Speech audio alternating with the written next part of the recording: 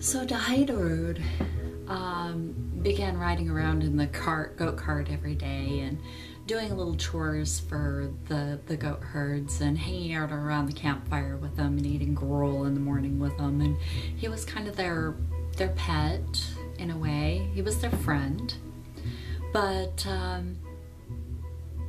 he'd do different chores for him. But they said, you can't become a goat herd because, you can't use a sling. You couldn't get a wolf away from your goats or protect your goats from even a coyote. So what good would you be as a goat herd? And one of the young boys, he was actually Barnum's little cousin, Joy,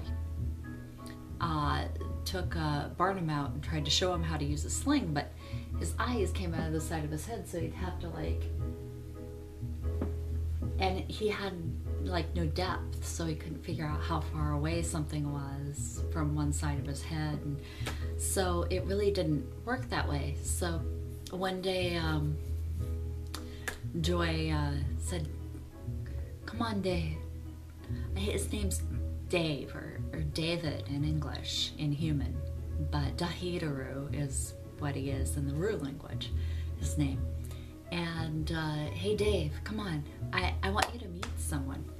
And he took him to meet his grandfather, Old Man Barnum's dad, who was just ancient and blind.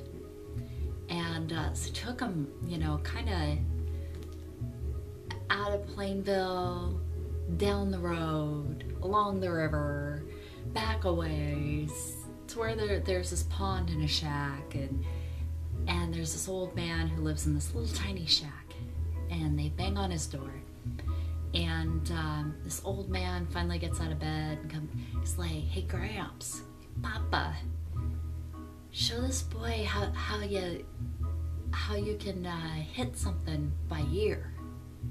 And the old man kind of hobbles out, shuffles his feet, takes a sling, and the Joy hits a rock with a stick.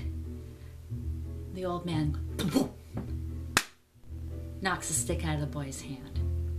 The boy does it again. Hits the stick out of the boy's hand again. The man's totally blind, doing this by ear.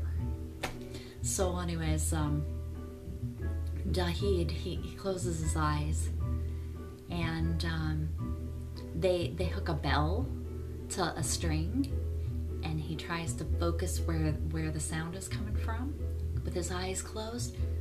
Boom! Mile off. Boom! Half a mile off. Boom! A quarter of a mile off. And eventually, through practice, he begins to be able to aim by ear. So they practiced a lot before that happened. So he just wasn't a good shot.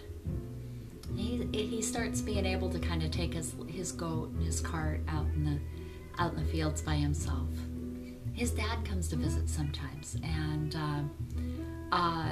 the first time his dad came to visit, it was like a month and a half later. There had been kind of a delay, and he'd been kind of afraid to visit. And Barnum complained to him, your son took one of our carts, and So his dad had to fork out money for the cart, and but it was a joyful thing to fork out money for the cart, to see his son zooming around in it and free to go where he wanted, and not stuck in a little stall like an animal. He didn't view his son as a goat or as a horse to be stuck in a stall.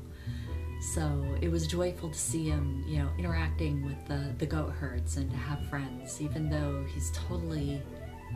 it did vex him that his son wasn't a grazer, wasn't what he is. But it's neat that his son is thriving, even if it's in a different way.